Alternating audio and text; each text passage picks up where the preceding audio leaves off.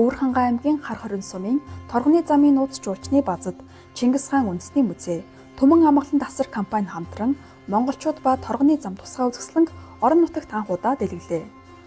Энэхүү үзэсгэлэн Их Монгол улс байгуулагдсны түүхт 820 жилийн ойд зориулан зохион байгуулагдаж буй дотоодын томоохон үзэсгэлэн бөгөөд нийт 38 дэсийн 46 үзмрийг нийтэд ил болгон үзүүлж байна.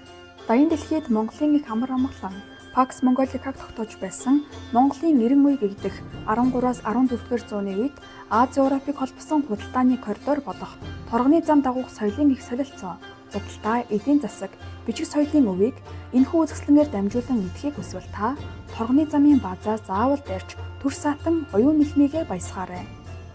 Үзэсгэлэн ирэх 9-р сарын 15-ны хүртэл дэлгэгдэж олонний хүртэл болно.